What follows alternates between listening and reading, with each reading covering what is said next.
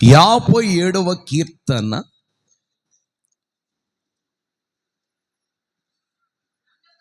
మొదటి అధ్యాయాన్ని వచనాన్ని 57వ కీర్తనలో మొదటి వచనాన్ని ధ్యానించుకుందాము.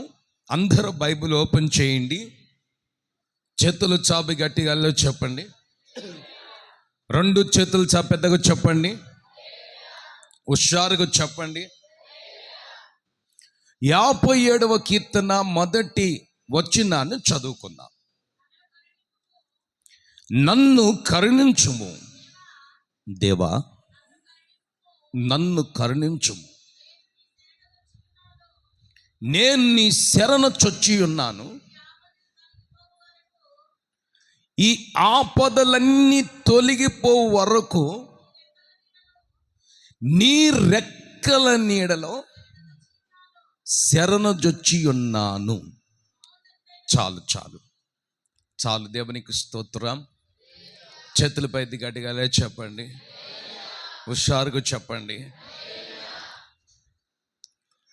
దేవా, నన్ను మీరు కరుణించండి.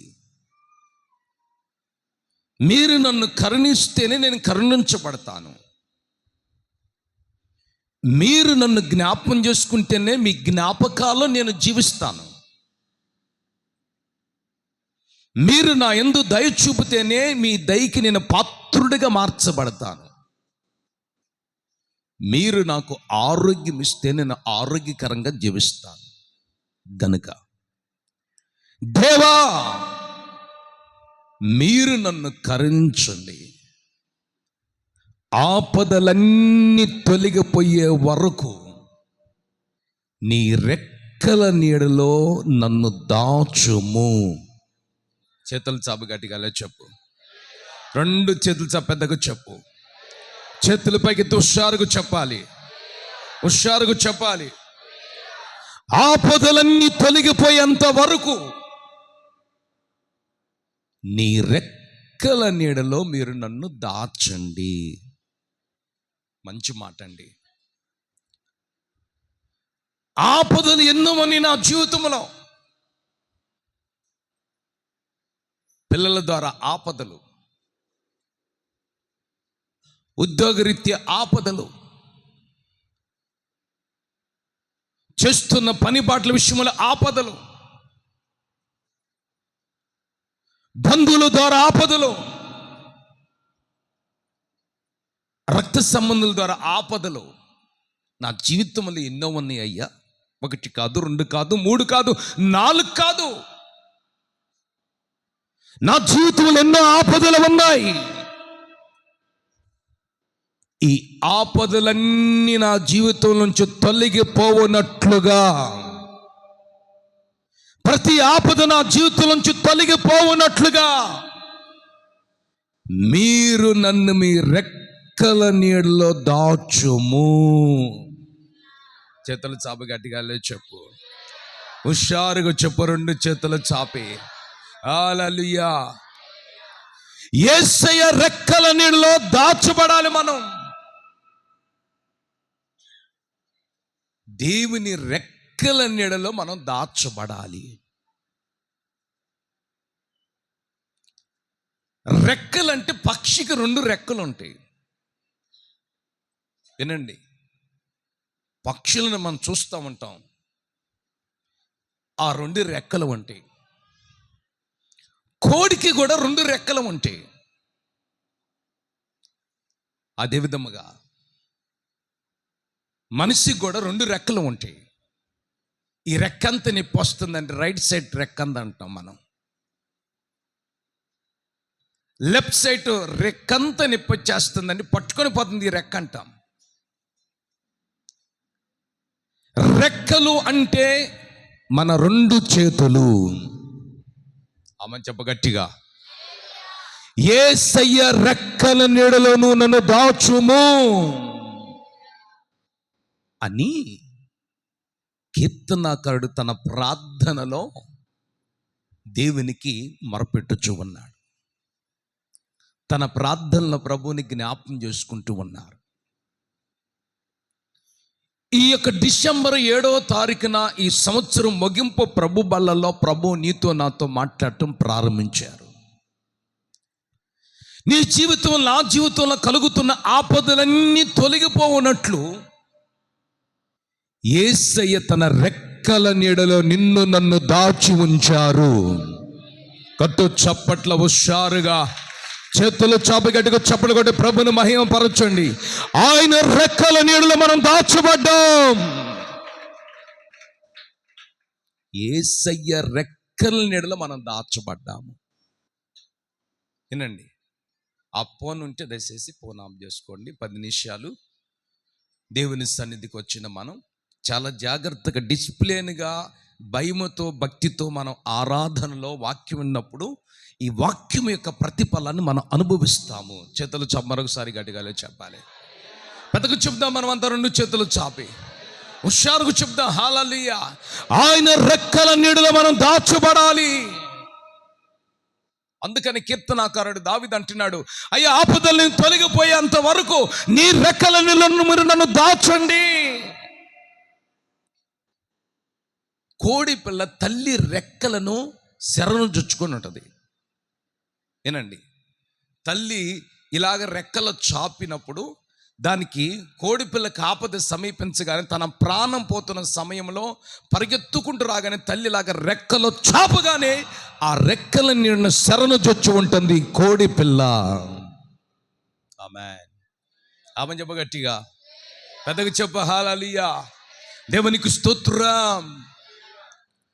ఈ రోజున ఎందుకన్నా ప్రభు నీతో నాతో మాట్లాడుతున్న మాట ఏమిటంటే, ఈ సంవత్సరం జనవరి 1వ తారీఖు నుంచి ఏనండి ఈ డిసెంబర్ 7వ తారీఖు వరకు ఎన్నో ఆపదలు మన జీవితంలో సమీపించినాయి.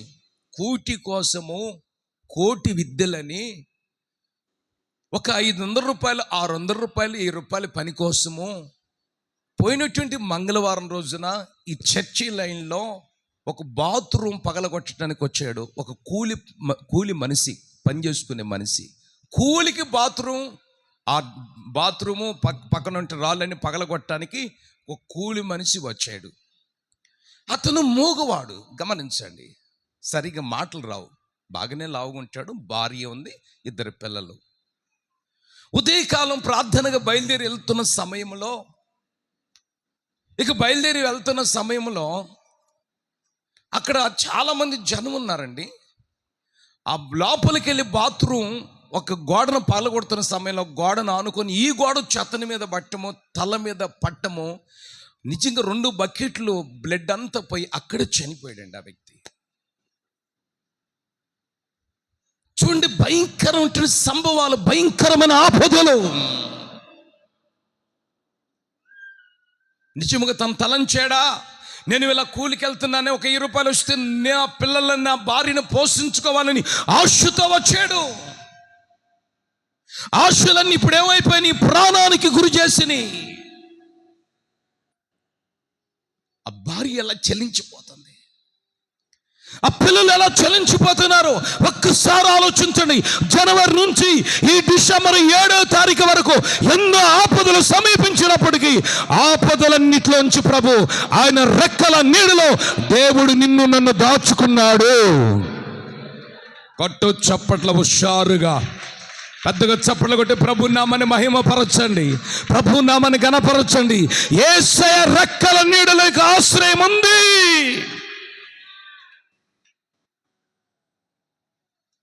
ఆయన రెక్కలలాగా చాపుతున్నాడు. అందుకంటాడు ఆ భక్తుడు, ఇంకొక మాట కూడా అంటండి, నీ రెక్కల చాటున నన్ను దాచుకున్నావయ్యా. ఇంకొక మాట కూడా చదవండి, కీర్తన గ్రంథం 61 కీర్తన 4వ చరణం ఒకసారి మీరు చదవండి. ఎవరు అబ్బాయి ఏడుస్తుంది?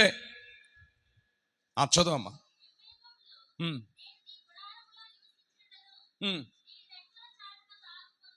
దేవునికి స్తోత్రం చెప్దాం, పెద్దకు చెప్దాం, చేతుల పైకెత్తి. యుగ యుగముల నీ గుడారములో నివసించదను, నీ రెక్కల చాటున దాక్కుంటాను. ఈరోజు చాలా రెక్కలు ఉన్నాయి. పాపమనే రెక్కలు, ఏమండి, చెడ్డ కార్యాలైన రెక్కలు ఉన్నాయి. నిత్యమైన రెక్కలు, లోకమైన రెక్కలు, అపవిత్రతనే రెక్కలో, చెడు గుణాలనే రెక్కలో, సాతాను రెక్కల కింద చాలా మంది దాక్కుంటున్నారు. ఆ సాతాను వాళ్ళ జీవితాలను పతనం చేసి మరణానికి అప్పగిస్తున్నాడు. అయితే అక్కడ భక్తుడు ఏమంటే తెలుసా అండి, నీ రెక్కల చాటు నేను దాక్కున్నాను. ఆమెన్. గట్టిగాలే చెప్పాలి. రెండు చెల్సా, పెద్దగా చెప్పు, పెద్దగా చెప్పు. యేసయ్య రెక్కల చాటున నువ్వు నేను దాక్కోవాలి. నువ్వు నేను దాక్కోకుండా, యేసయ్య రెక్కల చాటులోనికి మనం వెళ్ళకుండా, ఆయన రెక్కల నీడలోనికి మనం రాకుండా, ఆయన రెక్కల నీడను మనం ఆశ్రయించకుండా ఉంటే మనం ఏమైపోతామో తెలుసా అండి? సంవత్సరము చూడలేం, రోజులు చూడలేం, గంటలు చూడలేం, నిమిషాలు చూడలేం, సెకండ్ కూడా చూడలేం. దేవునికి స్తోత్రము కలుగును గాక. పెద్దగా చెప్దాం హల్లెలూయా. అందుకని యేసయ్య రెక్కల చాటున ఈ రోజు నువ్వు దాచబడాలి. గుడారమైన ప్రార్థన మందిరం దాచబడాలి. గుడారములో దేవుని సేవకులు ఉంటారు. గుడారంలో స్తుతి ఉంటుంది, గుడారములో ఆరాధన ఉంటుంది, గుడారములో దేవుని వాక్యం ఉంటుంది.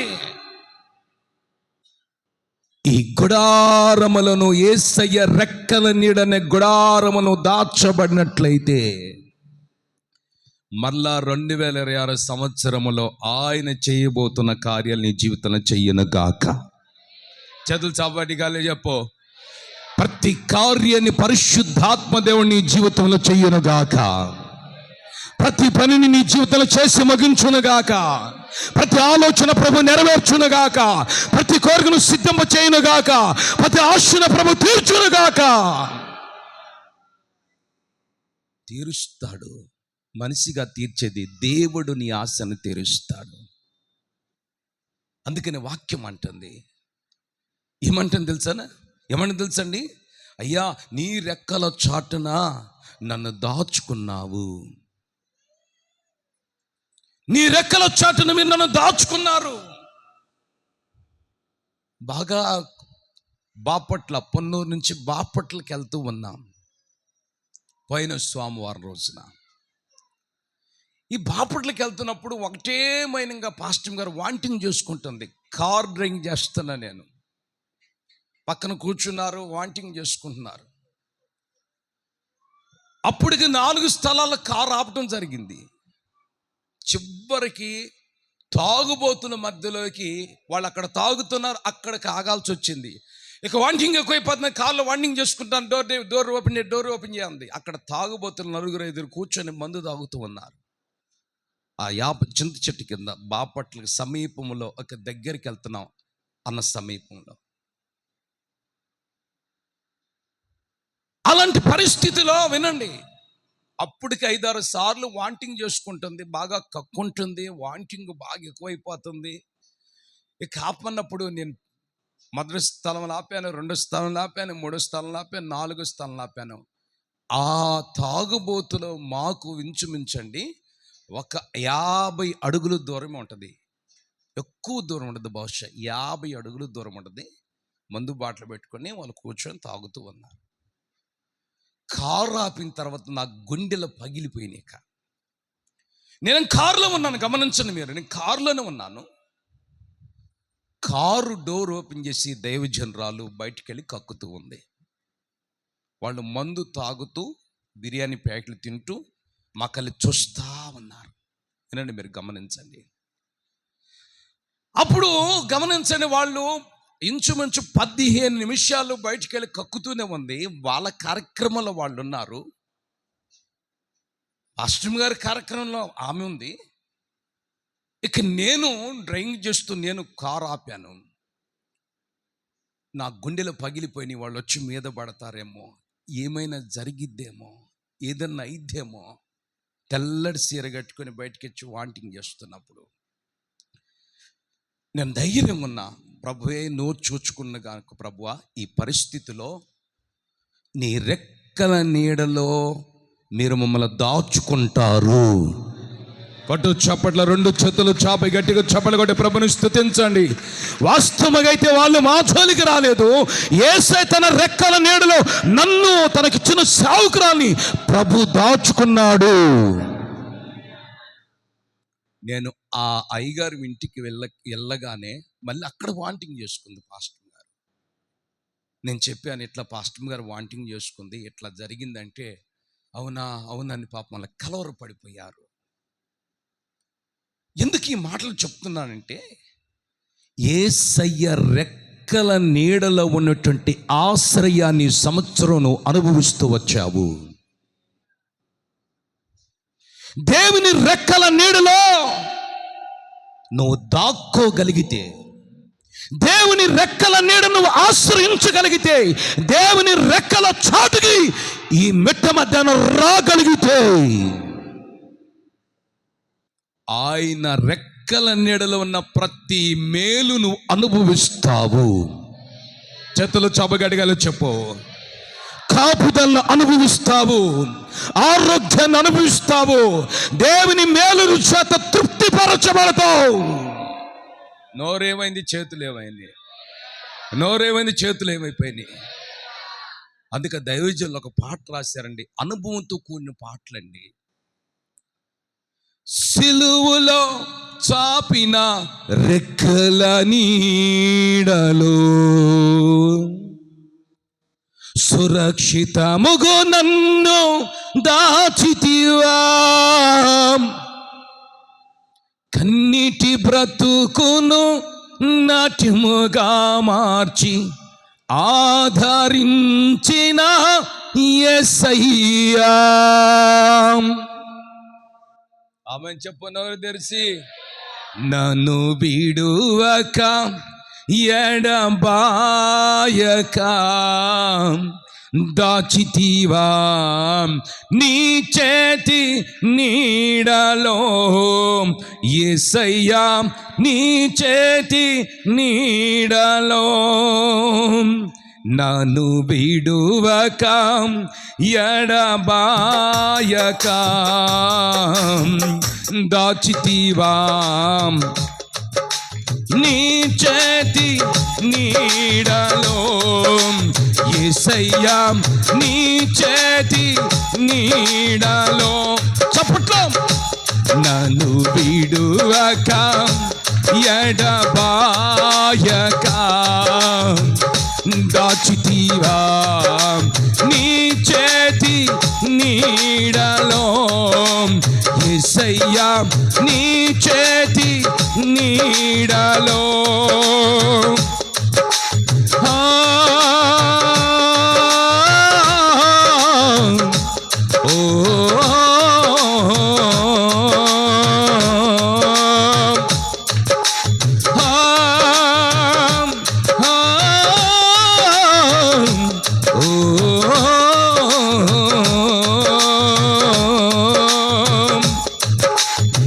సిలువలో చాపిన రెక్కల నీడలో.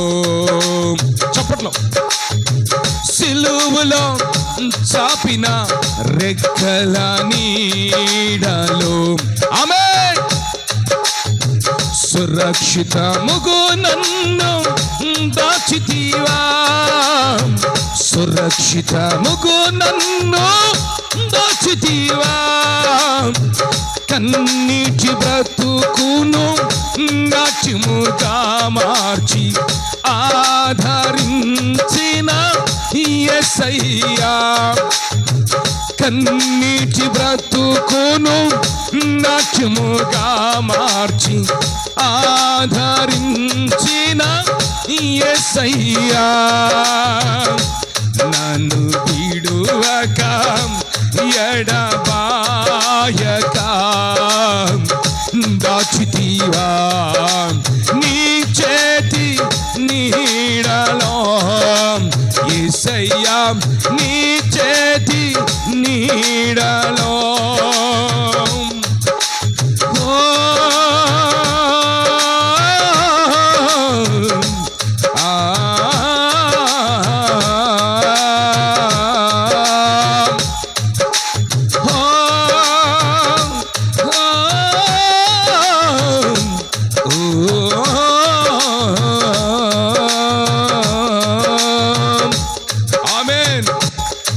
గడిగల చెప్దాం. చేతులు చాపు మరొకసారి పెద్దగా చెప్దాం. హుషారుగా చెప్దామండి. ఉద్యోగం చెప్దామండి. పెద్దగా చెప్దాం. హల్లెలూయా. యేసయ్య రెక్కల నీడలో నువ్వు దాచబడును గాక, నీ పిల్లల దాచబడును గాక, నీ ఆత్మీయస్థితి దాచబడును గాక. ఆయన రెక్కల నీడ దగ్గరికి ఈ రోజున నువ్వు నేను రావాలి. మనుషుల రెక్కల నీడ దగ్గరికి వెళ్ళగాకండి. సాతాను రెక్కల నీడ దగ్గరికి వెళ్ళగాకండి. లోకపు రెక్కల నీడ దగ్గరికి వెళ్ళగాకండి. యేసయ్య రెక్కల నీడలో నువ్వు దాచబడాలి. అది ప్రభు ఉద్దేశమై ఉంది. ఆమెను చెప్దాం పెద్దగా. బైబిల్లో మనం చూస్తే మోషే ఒక చిన్న ప్రార్థన చేశాడు. దైవజనుడైన మోషే చేసిన ప్రార్థన అని ఉంది. దైవజనుడు మోషే చేసినటువంటి ఒక చిన్న ప్రార్థన. ఏమిటి ఆ ప్రార్థనని మనం బాగా గమనిస్తే 91వ కీర్తన చూడండి, 3-4 వచనాలు ఒకసారి ఓపెన్ చేయండి. మోషే చేసిన ప్రార్థనలు ఏమనుందంటే, ఏటిగాని ఊరిలో నుంచి ఆయన నిన్ను విడిపించును, నాశనకరమైన తెగులు రాకుండా ప్రభు నిన్ను రక్షించును. ఆమెన్. చాలండి. ఆమెన్. ఆమెన్ చెప్పండి. ఆయన తన రెక్కలతో నిన్ను కప్పును. ఆయన తన రెక్కలతో నిన్ను కప్పును. దుప్పట కప్పుకుంటే చలి ఆగుతుంది. ఏనండి, దుప్పట కప్పుకుంటే చలి ఆగుతుంది. ఇంటి మీద స్లాబ్ వేయించుకుంటే వర్షం రాకుండా విల్లు కాపాడబడుతుంది. మరి మన ఆత్మీయ స్థితి కాపాడబడాలి, మన విశ్వాసము కాపాడబడాలి, మన ప్రతిష్ఠిత కాపాడబడాలి, మన సమర్పణ కాపాడబడాలి, మన ఆలోచనలు యావత్తు నెరవేర్చబడాలి. అంటే ఇక్కడ 2 వ్యక్తుల్ని దేవుడు చూపిస్తున్నాడు. ఆ 2 ఎవరు? ఉరికి సంబంధించినటువంటి వ్యక్తి ఒక వ్యక్తి, తెగులుకు సంబంధించినటువంటి వ్యక్తి ఒక వ్యక్తి. ఆమేన్. హల్లెలూయా. గడిగల చెప్దాం. హల్లెలూయా. ఉరి ఏటిగాడు ఏం చేస్తాడంటే ఉరి వేస్తాడు, ఉచ్చులు వేస్తా ఉంటాడు. ఏటిగాడన్నా సాతానే. వినండి, అదేవిధంగా తెగులుకు గురి చేసేదన్నా సాతానే. ఈ సాతాను చేతిలో మనం పడిపోతే, సాతాను చేతిలోనికి మనం వెళ్ళిపోతే ఏం జరుగుతుంది? ఏం జరుగుతుంది తెలుసా?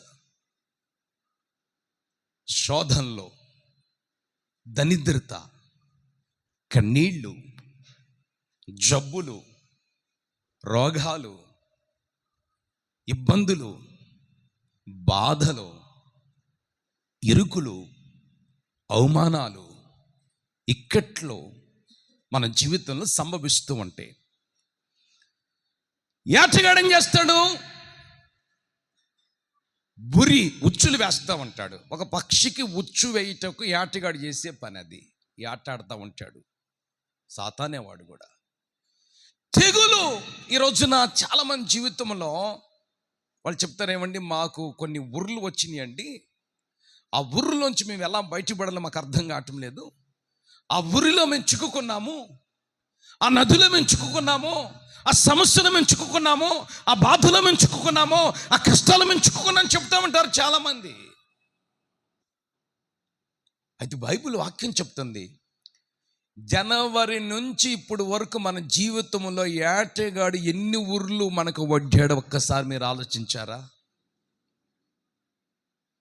మనం అనుకుంటాం బ్రతికి ఉన్నాము, ఇంకా మనకేమీ లేదు, ప్రాబ్లమ్స్ లేదనుకుంటాం. ఒక దైవజనుడు దేవుని వర్తమానం ప్రకటిస్తున్నప్పుడు, వాక్యం చెప్పి తన గదిలోకి వెళ్ళినప్పుడు ప్రాణం పోయిందండి.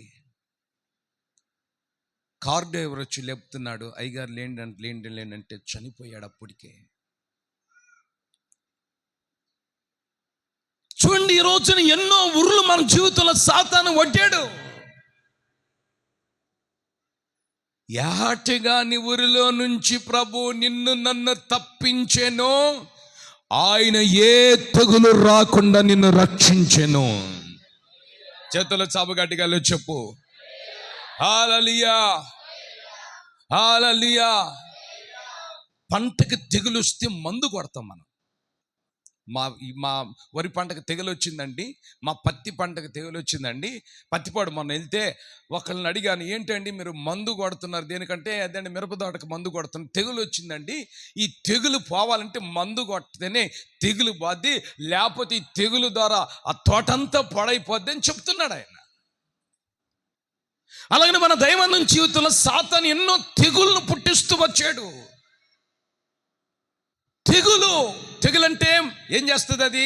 అది మనిషిని పట్టుకుందనుకో, మనిషిని పీల్చి పిప్పి చేస్తూ ఉంటుంది. ఒక చెట్టుని తెగులు జబ్బు పట్టుకుంటే ఆ చెట్టు అంతా ఎండిపెట్టేట్లు చేసినట్లుగా మన జీవితాన్ని ఎండిపెట్టేట్లుగా సాతాను చేయుటకు ఎన్నో ప్రయత్నాలు జనవరి నుంచి ఈ డిసెంబర్ 7వ తారీఖు వరకు సతు ప్రయత్నాలు చేశాడు. అయితే నా దేవుడు నిన్ను నన్ను మనందరినీ ఆయన ఏటగాని ఊరి నుంచి విడిపించెను. కట్టు చప్పట్లో. సాతాను వేసిన ప్రతి ఉర్లు తాళ్ళు త్రంచబడ్డాయి. సాతాను పెట్టిన ప్రతి తెగుళ్ళు కాలిపోయినాయి, తెగులు తొలగిపోయింది. ఆ తెగులు నుంచి ప్రభు నిన్ను రక్షించుకున్నాడు. బైబిల్లో తెగుళ్ళు ఉన్నాయండి. ఆ తెగులుతో కొంతమంది ఏమైపోయారండి? చనిపోయారండి. దేవుడి బైబిల్లో తెగుళ్ళు, కొంతమంది తెగుళ్ళు పంపించాడు. మనకు తెగులు ఒకటి వచ్చింది, కరోనా వైరస్ అని తెగులు వచ్చింది. ఆ తెగులు వల్ల చాలా మంది చనిపోయారు. ఒకళ్ళు కాదు, ఇద్దరు కాదు, లక్షల మంది చనిపోయారు. భర్త చనిపోతే భార్య బ్రతికుంది, భార్య చనిపోతే భర్త బ్రతికున్నాడు, పిల్లలు చనిపోతే తల్లిదండ్రులు బ్రతికారండి. భయంకరమైన తెగులు. ఈ రోజున ఆశీర్వాదాన్ని పొందనీయకుండా సాతాను అనేక తెగుళ్ళు మన జీవితంలో సంభవింపజేశాడు. ఆ తెగులును దేవుడు తొలగించునుగాక. ఈ సంవత్సరం ముగింపులో నీకు పట్టిన తెగులు, నీ ఆత్మకు పట్టిన తెగులు, నీ మనసుకు పట్టిన తెగులు, నీ కుటుంబాన్ని పట్టి పీడిస్తూ ఏదుస్తున్న తెగులు యేసు నామములో పరిశుద్ధాత్మ ద్వారా కాల్చబడునుగాక. సంగమలానికి పరిశుద్ధాత్మ వచ్చి రగులుకొని మండిస్తుంది. ఆమెను చెప్పు, గట్టిగా హుషారుగా చెప్పు, పెద్దగా చెప్పు, మరోసారి చెప్పు. ఈ సంవత్సరం ముగింపుల పరిశుద్ధాత్మ దేవుడు ఈ ఒలివ పెంతెకోస్తు సంఘములోనికి అగ్నిని రగులేటట్లు చేయబోతున్నాడు. చదువు మాట కూడా చదువు, నేను మీకు చూపిస్తాను. కీర్తన గ్రంథం ఒకసారి ఓపెన్ చేయండి. 2 చేతులు చాపి పెద్దగా చెప్పండి. మీరు అందరూ పెద్దగా చెప్పాలండి, హుషారుగా చెప్పటం లేదు, మరొకసారి చెప్పాలి. ఆమేన్. 100 తీయండి.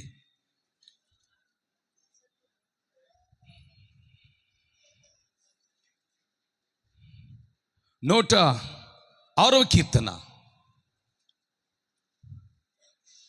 18వ వచనం చదవండి.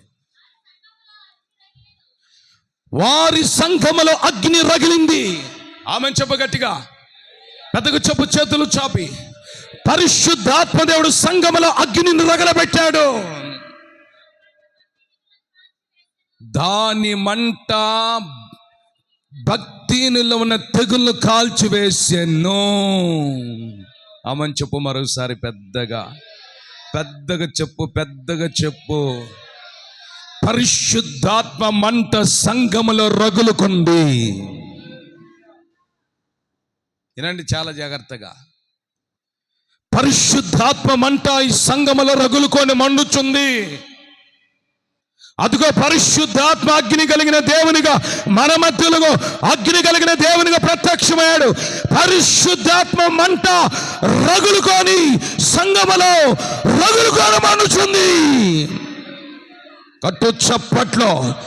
మనలో ఉన్న భక్తిహీనతను తెగులు కాల్చబోతున్నాడు. మనలో అవిశ్వాసమైన తెగులు పరిశుద్ధాత్మని ద్వారా కాల్చబడును గాక. కట్టు చప్పట్లో. అగ్ని మండుచున్నది, అగ్ని మండుచున్నది. పరిశుద్ధాత్మకి నీలా మండిస్తున్నాడు, సంఘములా మండిస్తున్నాడు, విశ్వాసులా మండిస్తున్నాడు. భక్తిహీనత కాలిపోవను గాక. కట్టు చప్పట్లో. బలహీనతలు కాలిపోవను గాక. సమస్యలు యేసు నామములో పరిశుద్ధాత్మ అగ్ని చేత చెత్త మార్చు దహించివేయబడును గాక. నీకున్న తెగులు ఈ రోజున నా దేవుడు అగ్ని చేత కాల్చివేయబోతున్నాడు. తెగులు అగ్ని చేత కాల్చేయబోతున్నాడు. అదిగో పరిశుద్ధాత్మ మంట సంఘములో రగులుకొనిను. ఈ చివరి దినాల్లో, ఈ అంత్య దినాల్లో, ఈ దుర్దినాల్లో నడిపించబడుతున్న నీ జీవితం, నా జీవితంలో పరిశుద్ధాత్మ మంట ఈ ఒలివ పెంతుకొస్తు సంఘములో రగులుకొనమన్నాడు. విశ్వసించో. భక్తిహీనత కాలిపోవునుగాక, తెగులు కాలిపోవునుగాక, కరువులు కాలిపోవునుగాక, సాతాను కోటగోడలు కూల్చబడునుగాక. విశ్వసించు, విశ్వసించు, విశ్వసించు, విశ్వసించు. దేవునికి స్తోత్రం చెప్పు, దేవునికి స్తోత్రం చెప్పు. యేసు నామములో యేసయ్య, యేసయ్య రెక్కల చాటుగా రా. నువ్వు, నీ పిల్లలు కాపాడబడతారు, నీ ఆరోగ్యం కాపాడబడుతుంది, నీ వ్యాపారం కాపాడబడుతుంది, నీ చేతి పనులు ఆశీర్వాదకరంగా మార్చబడతాయి. ఆమేన్. సంగముల పరిశుద్ధాత్మ మంట రగులుకుంటుంది. భక్తిహీనత కాల్చబడుతుంది. తెగులు కూడా నా దేవుడు నీకు జనవరి నుంచి ఇప్పటి వరకు ఏ తెగులు రానికుండా ప్రభు నిన్ను ఉచితమైన కృపతో నింపాడు. తెగులు నీ జీవితంలోకి తాకనివ్వలేదు దేవుడు. మరణానికి ప్రభు నన్ను అప్పగించలేదు, చావుకి మళ్ళీ ప్రభు అప్పగించలేదు, బలహీనతలకు ప్రభు మళ్ళీ అప్పగించలేదు, సాతాను ఉరికి వాళ్ళకి ప్రభు అప్పగించలేదు. యేసయ్య ఆయన శిలువ చాటున దాచబడిన రెక్కల్లో భద్రపరచబడ్డాం. నువ్వు విశ్వసిస్తున్నావా? ఒక్కసారి నువ్వు ఆలోచించు, ఒక్కసారి నువ్వు ధ్యానం చెయ్యి. అందుకని వాక్యం సెలవిస్తుంది. ఏమని సెలవిస్తుందో వాక్యం, ఏమని బోధిస్తుందో వాక్యం, ఏమని నీతుందో మాతో మాట్లాడుతుందో వాక్యం. అందుకన్నాడు, సంఘములో అగ్ని రగులుకున్నది, రెక్కల చాటునను ఆశ్రయం పొందుతావు. ఈ రోజున అందరు అల్లి చెప్తే మంచిది కదా. నమ్మిన వాళ్ళందరూ, విశ్వసించిన వాళ్ళందరూ యేసయ్య రెక్కల నీడలో, యేసయ్య రెక్కల చాటున, యేసయ్య రెక్కల నీడలో ఆయన మనం దాచుకున్నాడు కాబట్టి తెగులు రానివ్వలేదు. ఆమేన్. ఉరితాడు తెంచబడింది, నీకున్న ఉరితాడు తెంచబడింది. సాతాను ఉరితాడు ఇప్పుడే తెంచబడను గాక, అగ్ని చేత తెంచబడను గాక. సాముసోను కట్టిన కట్లు యేసు నామములో తెంచబడ్డాయి.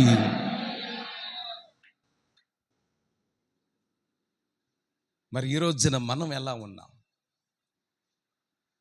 మనం ఎలా ఉన్నాం? మన పరిస్థితి ఎలా ఉంది? యేసుక్రీస్తు ఒక పట్టణానికి వెళ్ళాడు. బాబు ఎందుకు అటు ఇటు తిరుగుతాను, కూర్చోమా. యేసుక్రీస్తు ఒక పట్టణానికి వెళ్ళాడు. వినండి, ఆ పట్టణానికి వెళ్ళక మునిపే, ఆ పట్టణానికి యేసుక్రీస్తు వెళ్ళక మునిపే ఆ పట్టణం వైపు చూశాడు. వినండి, ఆ పట్టణం వైపు చూశాడు, ఆ పట్టణం వైపు తేరి చూశాడు. తెరి చూస్తే యేసుక్రీస్తు వెనక 12 మంది శిష్యులు ఉన్నారు. ఒకరు కాదు, ఇద్దరు కాదు, ముగ్గురు కాదు, నలుగురు కాదు, ఐదుగురు కాదు.